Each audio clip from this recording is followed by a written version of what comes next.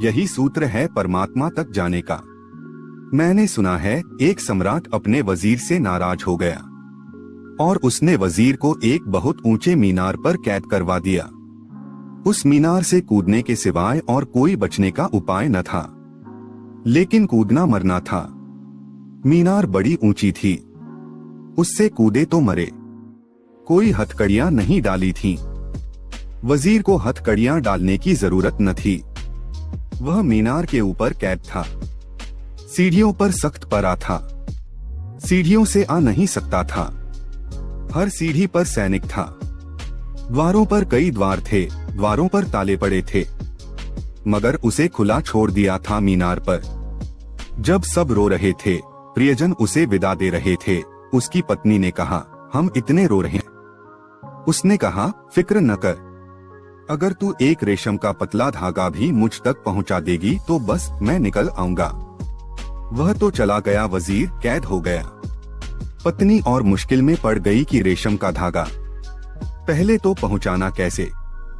सैकड़ों फीट ऊंची मीनार थी, उस पर रेशम का धागा पहुंचाना कैसे। और फिर यह भी सोच परेशान थी कि रेशम का धागा पहुंच भी जाए समझो किसी तरह, तो रेशम के धागे से कोई भागा है। बहुत सोच विचार में पड़ गई, कुछ उपाय न सूझा तो वह गांव में के बुद्धिमानों की खोज करने लगी।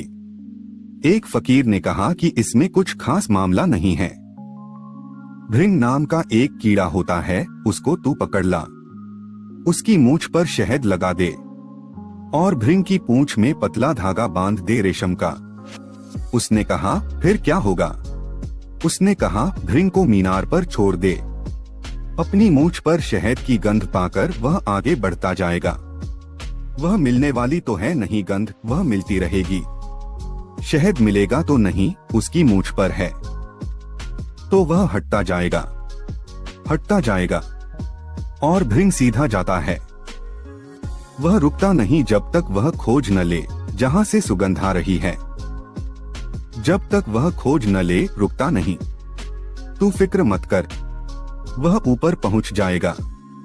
और तेरे पति को पता है, जब एक दफा रेशम का पतला धागा पहुंच जाए तो फिर पतले धागे में थोड़ा मोटा धागा बांधना, फिर उसमें और थोड़ा मोटा बांधना, फिर पति तेरा खींचने लगेगा, फिर रस्सी बांध देना, फिर मोटे रस्से बांध देना, फिर रास्ता खुल गया। पत्नी को बात समझ में आ गई। यह गणित बहुत सीधा है। भृंग कीड़े को पकड़ लिया, उसकी मूंछ पर मधु लगा दिया, पूंछ में पतले से पतला धागा बांध दिया। क्योंकि इतने दूर तक भृंग को जाना है, इतना लंबा धागा खींचना है, तो पतले से पतला धागा था। और भृंग चल पड़ा एकदम। उसको तो गंध मिलने लगी मधु की, तो वह तो पागल होकर भागने लगा।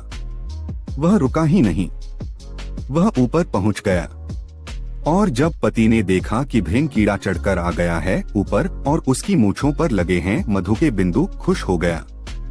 धागे को पकड़ लिया, बस थोड़ी ही देर में धागे से मोटी रस्सी, मोटी से और मोटी रस्सी और मोटी रस्सी, रस्सा निकल भागा। यही सूत्र है परमात्मा तक जाने का।